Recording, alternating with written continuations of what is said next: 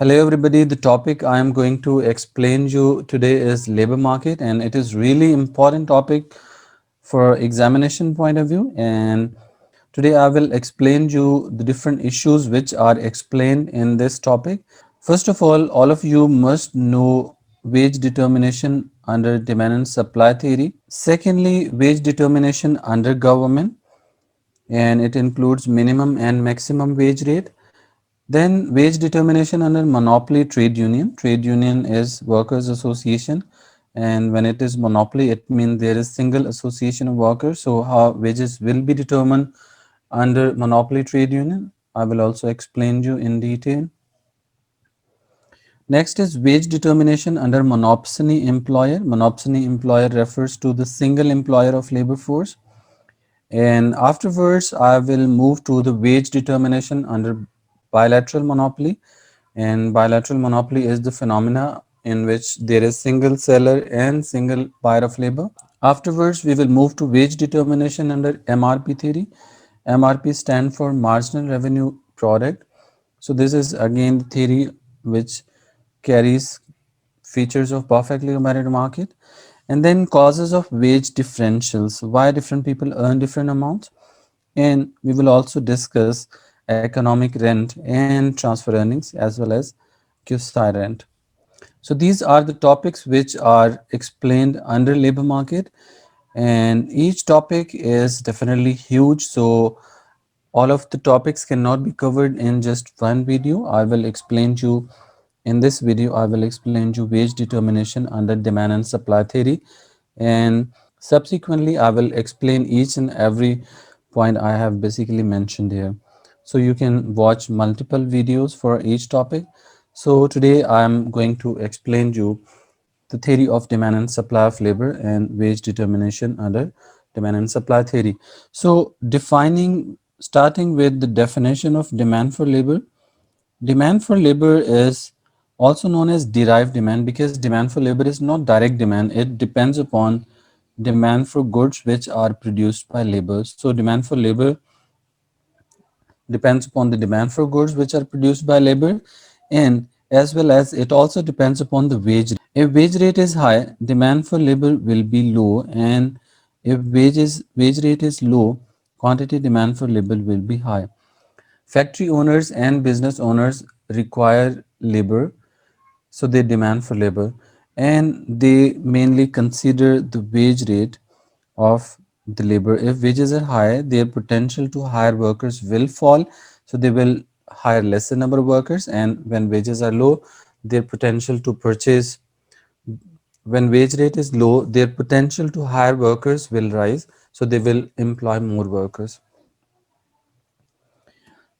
If we draw demand for labor, then demand for labor curve will look like this.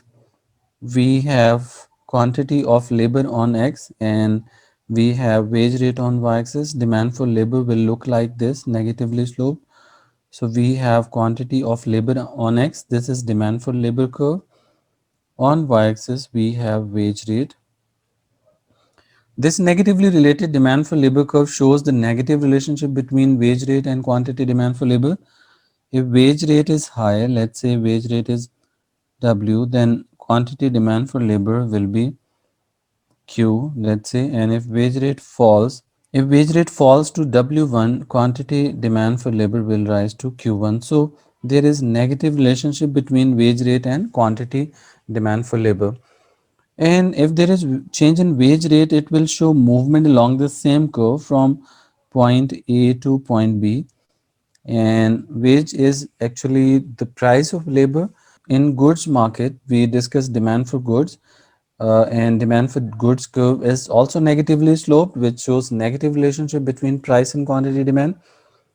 Currently, we are discussing about the demand for labor, and quantity demand for labor is also negatively related to the wage rate. If wage rate falls, quantity demand for labor will rise, and it shows movement along the same curve.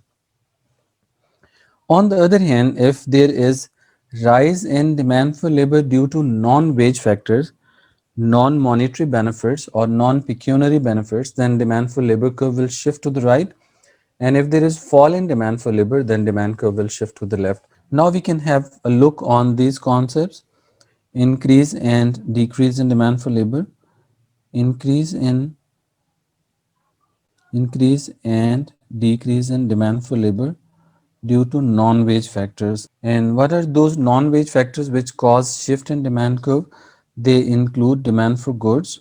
Non-wage factors that shift demand for labor curve include: number one is demand for goods, demand for goods and services, and number two is productivity of labor, and number three is productivity of machines, capital, and number four is cost of employing the worker. Number four is cost of employing worker. Demand for labor is dependent upon the demand for goods and services produced by labor. If demand for goods is really high, then demand for labor will also be high. And if goods are not demanded in the market, then employers need not to hire workers. So demand for labor will also fall. Then is productivity of labor. Definitely, every employer wants to hire workers which are more productive and can increase the output of the firm. So, increase in productivity or higher productivity will increase demand for labor, and if labor is less productive, means it can produce lesser quantity of goods and services in given period of time, then demand for labor will definitely fall.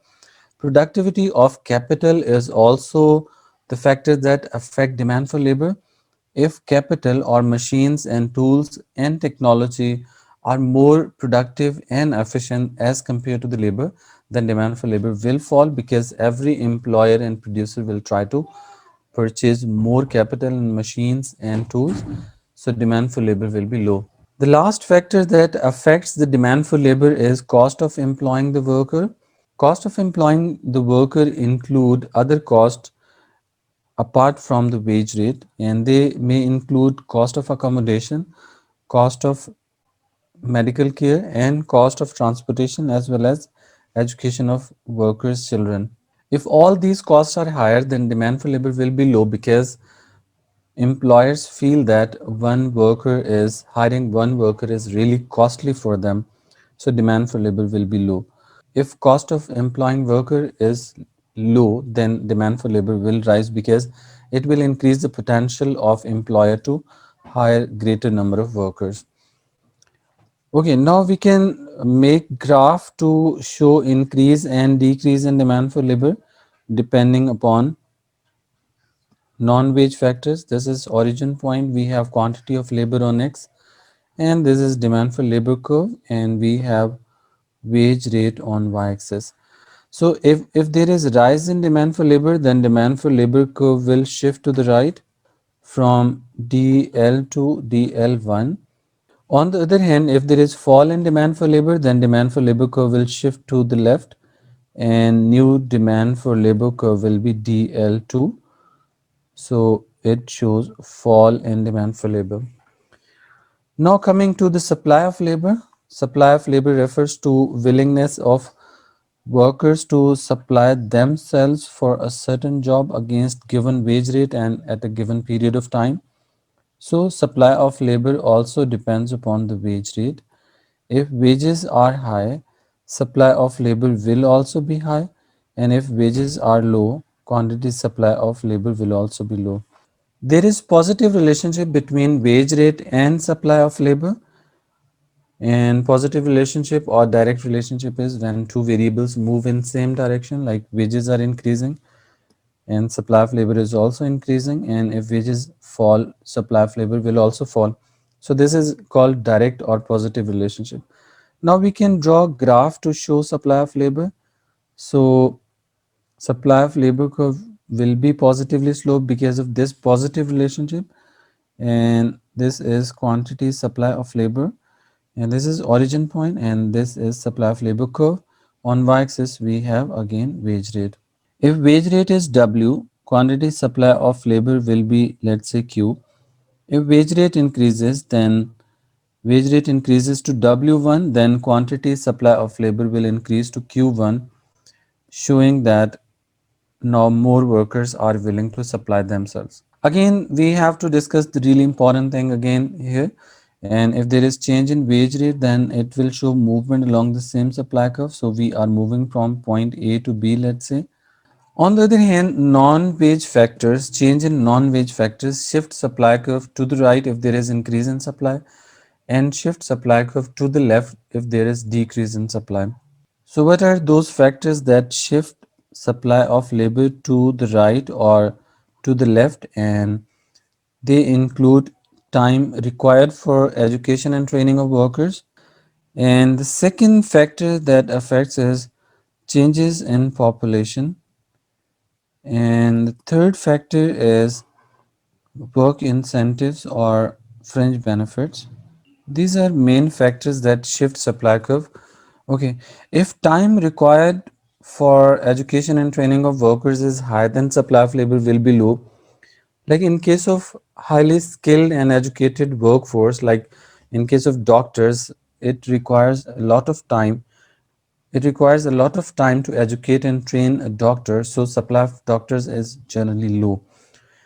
And if there is lesser time needed to educate and train one worker, then supply of labor will be high.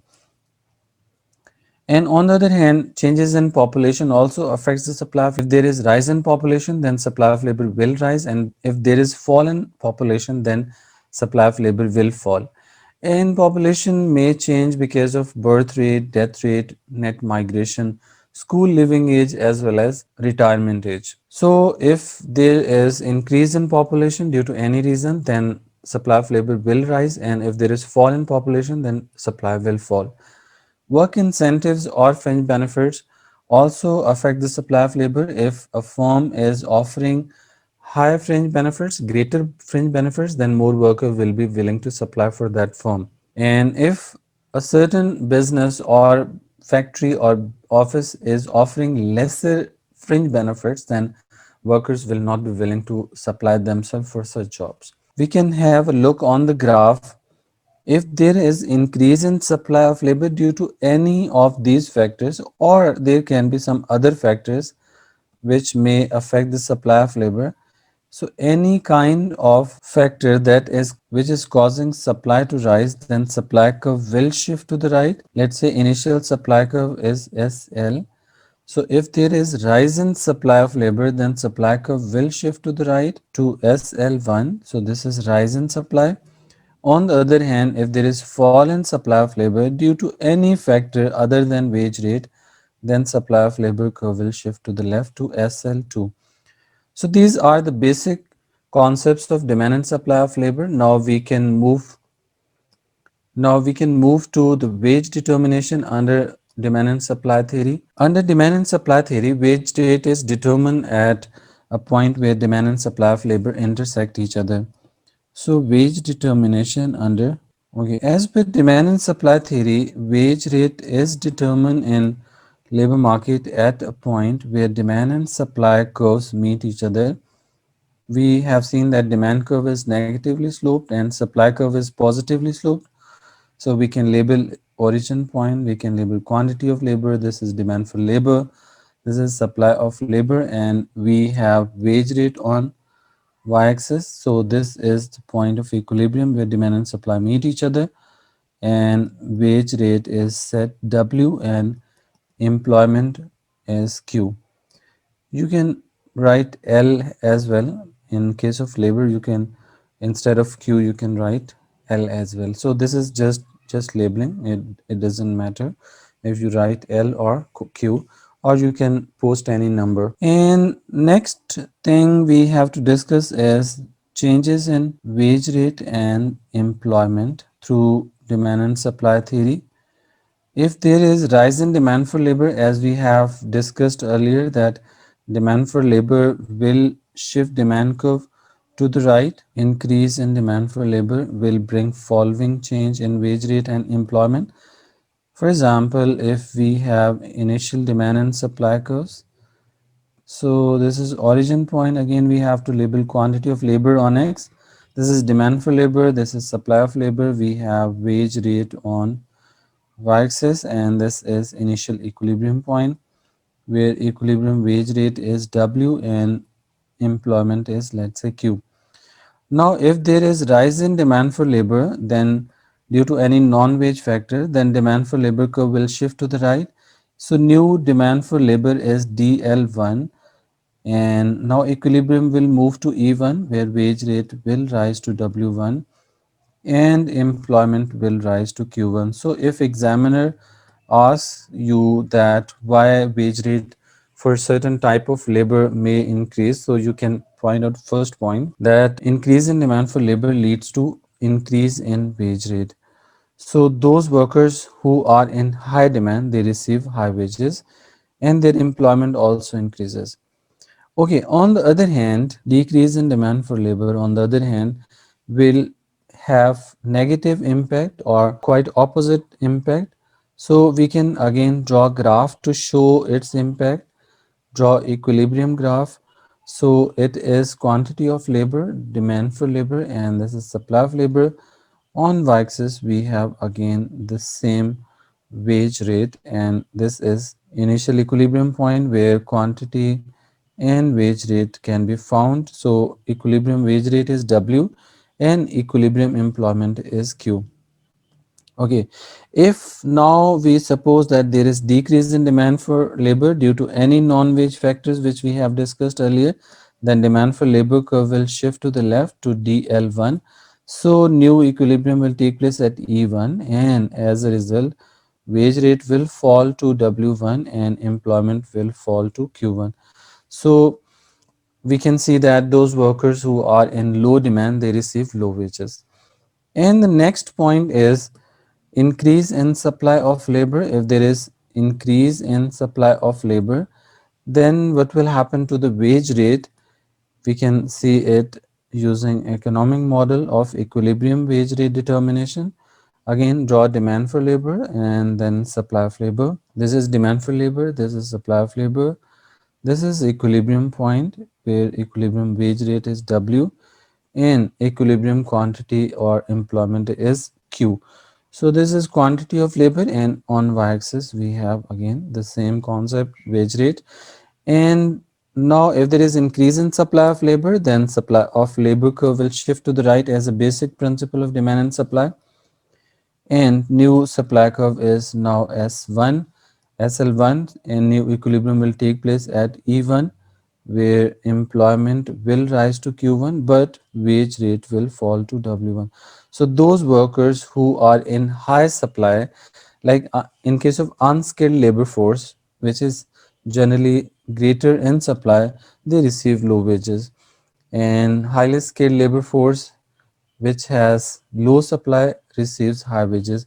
And the last thing and last concept which we are going to discuss is decrease in supply of labor, and the fourth concept of demand and supply theory is decrease in supply of labor. We can see using economic model of equilibrium demand and supply, and this is again demand for labor, this is supply of labor, this is origin, and then this is quantity of labor, this is demand for labor, this is supply of labor, and we have wage rate on y-axis.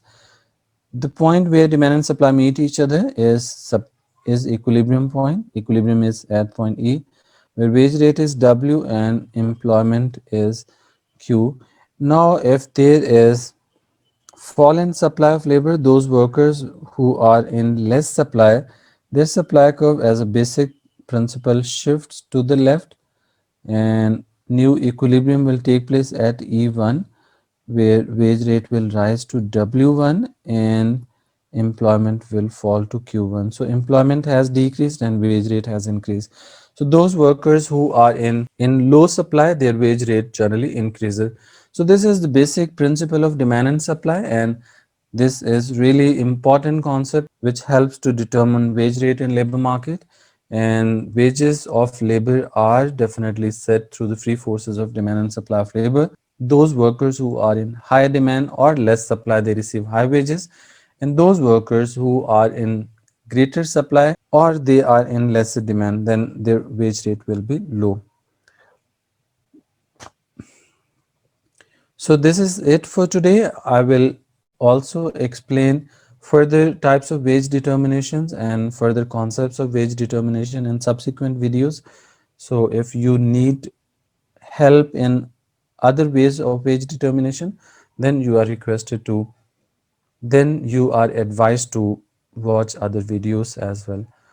So see you soon. This is it for today. This is it. See you soon.